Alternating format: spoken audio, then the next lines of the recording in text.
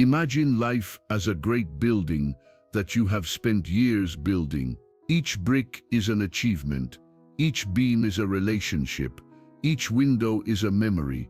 You decorate the rooms with your possessions, your reputation, your social status. You identify with this building. When someone asks who you are, you point to the solidity of the walls, the beauty of the facade. You are your work, your family, your friends, your health, your story. Now imagine that a relentless storm, one of those that life sometimes has in store for us, sweeps across the landscape. The wind of loss, the flood of tragedy, the earthquake of misfortune. And in the end, your building is no more. The bricks of your achievements have turned to dust. The beams of your relationships have broken. Your possessions have been swept away by the current. The very facade of your social identity has been ripped away. You are standing amidst the rubble, stripped of everything that you used to define yourself. In this deafening silence of total loss, one question echoes: what's left? When everything you had is gone, who are you?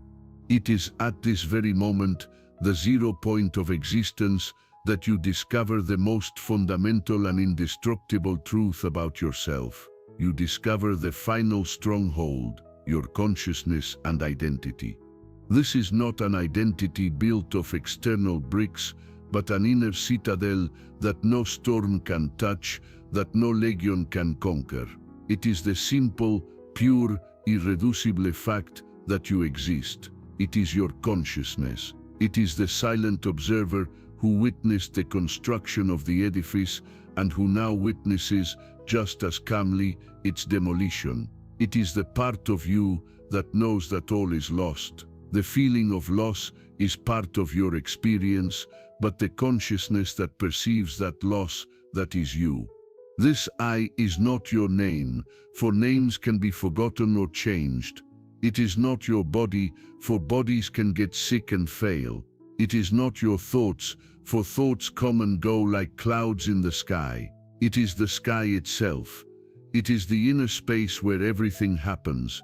It is the silent presence that says I am, even when it can no longer say I am a doctor, or I am rich, or I am happy. When it's all over, you discover that your true identity was not the decoration of the house, but the very foundation upon which it was built. This final stronghold, this nucleus of pure consciousness, is your one inalienable possession. It is your starting point for everything that comes after. It is proof that even in the midst of utter ruin, there is still you. You are standing amid the wreckage of your life. The wind of tragedy has died down, and now all that remains is the desolate landscape. The outside world, the stimulus, screams at you a single word: the end. The logic of the situation suggests a clear response: despair, bitterness, resignation. Grief is a fact, loss is a truth. But your response to that truth is not a fact, it is a choice. And in that choice lies the most precious jewel of the human condition, the inalienable freedom, the choice of attitude. Think about it. Your oppressors, whether they are people, circumstances, or illnesses, may have almost absolute power over your body and your environment. They can confiscate your possessions, destroy your home, limit your movements, and injure your flesh. They can control everything that happens to you. But there is an insurmountable limit to their power. They cannot dictate your thoughts. They cannot command your feelings. They cannot force your will. They cannot ultimately choose your response. That power belongs only to you. Between the stimulus of the outside world and your response, there is a space. It may be a space lasting only a millisecond, but it is infinitely vast. In that sacred interval, in that split second between the blow you suffer and the reaction that follows, lies all your power. It is in that space that the you that still exists manifests itself. It is there that you decide whether you will be a mere product of your circumstances, a broken reflection of your own ruin, or whether you will be the author of your spiritual wholeness. To be in the midst of the rubble and choose bitterness is to give up this freedom. It is to allow external destruction to invade and conquer your final stronghold. It is in practice to let the storm win the war. But choosing differently, that is true rebellion. It is looking at the devastation and without denying the pain, deciding to bear it with dignity. It is feeling the weight of loss and choosing not to become a heavy and bitter person. It is transforming suffering into a spiritual discipline. This choice does not change the external scenario. The rubble remains rubble, but it changes everything on the internal scenario. It transforms a victim into an agent. It transforms a tragedy into a testimony. This freedom is inalienable. No one can take it from you. You can, however, surrender it voluntarily. But as long as you hold on to it, as long as you exercise your right to choose your attitude, you remain sovereign in your own being. You prove to yourself and to the universe that even when everything ends, the you that exists is not a slave to fate, but the master of itself. We have established that even in total ruin, you have the freedom to choose your course of action. But let's be honest, this is a Herculean choice. When your body is shaking with cold and hunger, when your psyche is wounded by pain and loss, when every fiber of your biological and psychological being is pushing you toward the abyss of despair, where does the strength to choose dignity come from? Where does the energy come from to swim against this overwhelming current? Frankl's answer is that the human being possesses a third dimension beyond the body and the psyche. It is the dimension of the spirit, and this dimension has its own power, a force that he named with a powerful and precise German term, Trotzmacht, des Geistes, the challenging force of the human spirit. Trotz can be translated as defiance, stubbornness, a kind of noble temper tantrum. Macht is power or strength. Geistes is of the spirit. Therefore, it is literally the stubborn power of the spirit. It is the ability of the human soul to rebel against the fate imposed upon it. It is the clenched fist of our inner self that refuses to be completely determined by external circumstances or internal weaknesses. This challenging force is the no that precedes the yes. Before you can say yes to dignity, your spirit must say no to surrender. Before you can say yes to compassion, your spirit must shout no to the bitterness that your environment tries to impose on you. It is the human being's last line of defense against dehumanization. This is not a noisy force. More often than not, it is a silent scream. It is the prisoner who, instead of cowering, looks the guard in the eye with a spark of humanity intact. It is the terminally ill patient who, despite the pain, finds the energy to smile at a nurse. It is the person who has lost everything and decides, in an act of pure spiritual rebellion, not to become hateful. The defiant force of the spirit is what allows us to act in spite of, to feel fear, yet act courageously, to feel pain, yet maintain composure, to be surrounded by hate, yet choose not to hate. It is proof that we are not mere puppets of biological or social conditioning. There is something within us that can oppose, that can defy, that can resist. When it all comes down to it, this force is the engine that keeps the you moving. It may not be a physical movement, but it is a spiritual movement. It is the ultimate affirmation that no matter how much the world may crush your body and bruise your mind, it cannot extinguish the stubborn, defiant flame of your spirit unless you allow it to. When the outside world becomes a barren, cold, and hostile desert, human beings have a miraculous ability to cultivate a secret garden within themselves. When the doors and windows of the world close, we discover that our soul has its own landscapes, its own galleries, its own warm halls. This is the inner sanctuary. Memory, love, and imagination as refuge. First, there is memory. Memory, to the mind that knows how to use it, is not a museum of dead things. It is a gallery of living art. In the darkness of the present, you can close your eyes and walk through these halls. You can stand before a painting of that sunset on the beach and feel the warmth on your skin again. You can listen to a recording of a loved one's laughter, and the sound echoes as real as ever. You can revisit the moment of a small kindness you received and bask once more in its generosity. These memories are not escapes from reality. They are sources of nourishment. They are proof that beauty and goodness once were, and that what once was in some way always will be. At the heart of this sanctuary burns the most powerful flame, love. Viktor Frankl discovered the hard way possible that love is the most real force there is. Marching in subhuman conditions, he took refuge in mental conversations with his wife. Her image, the essence of his being, was more present and more comforting than the brutal reality that surrounded him. He realized that love transcends the physical body, presence, and even life itself. You can connect spiritually with the one you love, and that connection is an inexhaustible source of strength and meaning. Even when everything ends, the love you have cultivated remains like the burning hearth at the center of your being.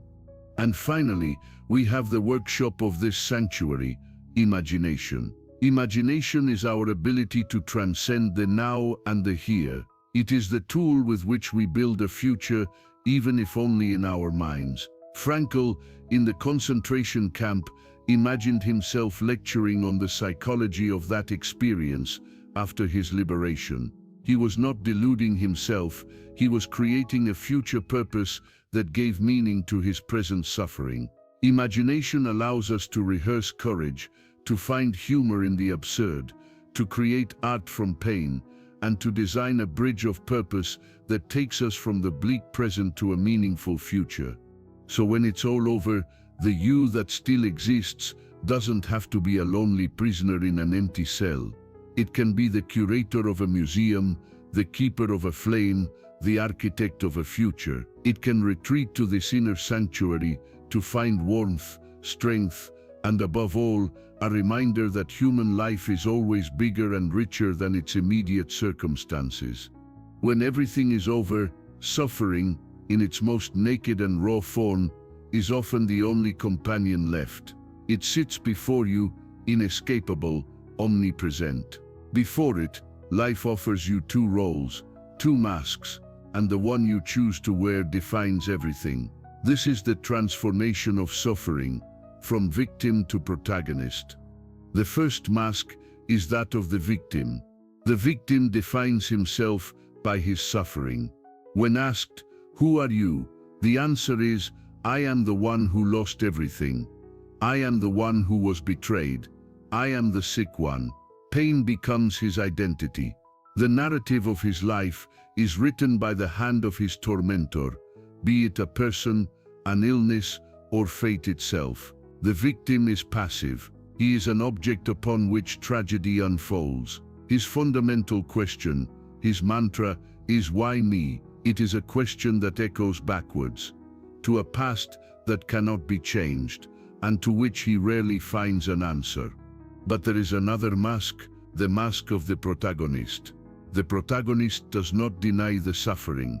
The pain is just as real, the wounds just as deep, but he refuses to allow the suffering to be his identity. He understands that even though he has not written this terrible chapter of his story, he still holds the pen to write his reaction. The protagonist is an active agent. He takes ownership of his pain. His fundamental question is not "Why me?" but rather, "What now? Given that this has happened, what will I do about it? What can I use this experience for?" This shift in question is the act of spiritual alchemy that transforms the lead of pain into the gold of meaning. It is the moment when you stop being the thing to which suffering happens and become the person who gives an answer to it. Transformation occurs when you view your suffering not as a punishment, but as a task. perhaps your task is to endure it with a patience that inspires your children. Perhaps it is to use it to develop deeper empathy for others who suffer. Perhaps it is, in the act of enduring inescapable pain, to offer a silent sacrifice for a cause or for the love of someone. In that moment, suffering is no longer meaningless. It has been recruited for a purpose. You have not eliminated pain, but rather put it to work for you. The protagonist is not the one who escapes suffering, but the one who fills it with meaning. And in doing so, he or she regains control of his or her own story, proving that the you that still exists is not defined by what happened to him or her, but by what he or she has chosen to become in response to it. From the moment we are born, the world begins to label us. We are measured, weighed, evaluated. Our worth, we are taught, is a sum of our achievements, a function of our usefulness, a reflection of our bank account or our social status. We are a product on a shelf, and we spend our lives trying to make ourselves more expensive, more desirable, more successful. And then comes the day when it's all over. The shelf breaks, the labels come off, the product is damaged. According to the logic of the world, your value plummets, you become worthless, a sale item, perhaps even something to be discarded. If your identity and value were tied to what you had and did, the loss of all that means the loss of yourself. It is in this moment of apparent total devaluation that Frankl's philosophy offers us its most liberating truth. He tells us that the world has been using the wrong ruler all along. He presents us with the intrinsic value of being, its dignity beyond possessions and status. Intrinsic worth means that your value is not in what you have, but in who you are. Your worth is not a prize you earn for good behavior or success. It is your birthright as a human being. It is an inherent, unconditional, and non-negotiable quality woven into the fabric of your consciousness. You are not your degree. You are not your job title. You are not your house or your car. You are not even your health or your physical beauty. These are things that life gives you and that life can just as easily take back. The you that still exists is the being who has experienced all these things, and your value does not diminish when they are gone, any more than the sky becomes smaller when the clouds across it dissipate. Human dignity, in this sense, is the great equalizer. The king on his throne and the beggar in the gutter, although they have radically different extrinsic values, are absolutely identical in their intrinsic value. Both have an inner stronghold, the freedom of choice, the capacity to love and to find meaning. When you understand this, something miraculous happens. You stop being afraid. You stop apologizing for your existence in difficult times. You realize that being fired does not make you a lesser person. Getting sick does not make you less human. Losing everything does not make you nothing. Your dignity is not subject to the fluctuations of the marketplace of life. It is absolute. It is this conviction in your own unconditional worth that allows you to be the protagonist of your tragedy. It is because you have infinite dignity that you can choose a dignified attitude, even in the deepest humiliation. In the culture of novelty, we are taught to despise the past. It is seen as something that has been overcome, a burden to be forgotten, a collection of dead moments that no longer have any relevance. The future is all that matters. When tragedy strikes and the future seems to have been cancelled, this philosophy leaves us completely helpless. If the past is irrelevant and the future is non-existent, what are we left with? This is where Viktor Frankl once again turns common sense upside down. He offers us a new perspective, a new relationship with time. He presents us with your past as a fortress. What you have lived, no one can take away. For Frankl, the past is not a dumping ground for lost moments. It is a vault of eternal realities. The future is pure potentiality, uncertain, fragile as a promise. The present is the fleeting point at which potentiality becomes reality. But the past is reality itself, solidified and stored forever. As he liked to say, having been is the surest way to be. Imagine your past as a vast stone fortress. Every action you have taken is a block in its walls. Every love you have felt is a torch lit in its halls. Every knowledge you have acquired is a book in its vast library. And most importantly, every suffering you have endured with courage and dignity is a noble tapestry hanging on its walls. When it's all over, when the outside world becomes a dangerous and uncertain battlefield, you can retreat into this fortress. The world can take your job, your home, your loved ones. It can take your future, but it is absolutely powerless against your past. No one can travel back in time to erase the good deed you have done. No one can take away the love you have felt. No one can undo the courage you have shown. This is not an invitation to live in the past. It is an invitation to live in the past. It is an invitation to recognize that the you that still exists is not a blank slate, not an empty shell. You are the sum of all these lived realities. You are this fortress. Your substance, your character, your depth were forged by these moments that are now indestructible. When you feel weak and worthless in the present, you can walk through these inner corridors and remember the strength you once had, the good you once did. This is not escapism.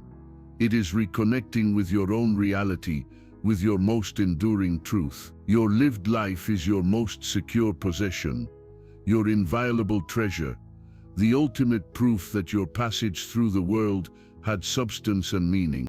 In the ordinary course of life, we are constantly accountable to someone. We have to answer to our boss, to the laws of our country, to the expectations of our family, to the judgment of our neighbors. Our lives are a continuous performance for an audience of external judges. We act largely on the basis of the approval or disapproval we expect to receive.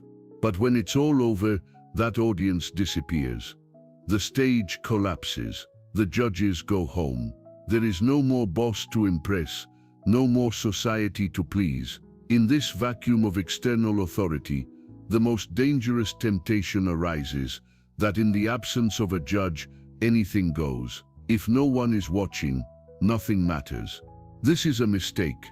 For the most important judge, the only one whose opinion really matters, has gone nowhere. He resides permanently on the throne of his inner stronghold. When all other responsibilities dissolve, one remains, more demanding and more inescapable than all the others combined. It is the ultimate responsibility to answer for one's own conscience. Conscience, in Frankl's sense, is not just a set of moral rules that society has instilled in us. It is something deeper. It is an organ of sense. It is our intuitive ability to sense what each unique and unrepeatable situation demands of us in order to be filled with meaning. It is the inner whisper that points us in the direction of the most dignified, the most courageous, the most humane action. Living responsibly, when all is said and done, means that every act, every thought, every word is a response given not to an external audience, but to this inner court. The question ceases to be, what will others think, and becomes, is this action worthy of the me I aspire to be? Can I, in the silence of my being, defend this choice? This is the final and most dramatic dialogue of human existence. The acting I and the observing I, consciousness, are in constant conversation. Integrity is the name we give to the harmony between these two. When you are alone in the rubble, your one and only task is to live in such a way that at the end of the day, you can face this inner judge without looking away. It is not about perfection, but about honesty. It is about having tried, about having fought to be true to the best version of yourself possible, given the circumstances. The you that still exists is ultimately a responsible being whose ultimate loyalty is to the truth of your own soul. In the midst of tragedy, in the heart of loss, when the gravity of the situation threatens to crush us with its weight, the human soul draws from its arsenal a secret weapon. It is not a heavy sword or an impenetrable shield. Sometimes it is light as a feather, sharp as a needle. It is the weapon of paradox and perspective. It is humor as a weapon of the soul, the ability to distance oneself from tragedy. It may seem insulting and frivolous to talk about humor in a scenario where everything ends, but Frankl, observing life at its most extreme, realized that humor was one of the soul's most effective defenses. It is not about easy laughter or superficial jokes. It is a sophisticated form of spiritual rebellion. What does humor do? It creates, if only for a moment, a space, a distance between you and your suffering. In that moment of laughter, however bitter it may be, you are no longer the person who is merely suffering. You are also the person observing the absurdity of your own suffering. You rise above your situation, and in that act of elevation, you experience freedom. Frankl recounted that in the concentration camps, he and a friend made a pact to tell each other at least one funny story every day. They would make up comical scenarios about what they would do after liberation, how they would have to break the habit of ducking at every scream or looking around in fear. Was this a denial of their pain? No. It was a way of saying, my pain is real, my situation is horrible, but I am more than my pain and my situation. Humor is the soul's weapon against determinism. Tragedy wants to convince us that it is the only reality, that we are merely its result. Humor pierces this illusion. It introduces a new perspective. It looks at the pathetic figure of itself, freezing, starving, and in rags, and sees the cosmic irony, the dark comedy of the human condition. The ability to laugh at yourself and your own misfortune is one of the clearest signs that your spirit has not been broken. It means that your inner self, your ultimate stronghold, has not merged with your pain. It has maintained its independence. So when it all comes to an end, the ability to find a glimmer of humor is not a sign of madness or denial. It is an act of superior sanity, a declaration of sovereignty. It is the soul winking at fate, whispering, you may have taken everything, but you have not taken away my ability to laugh at how ridiculous this whole situation is. And as long as I can laugh, I am not your prisoner.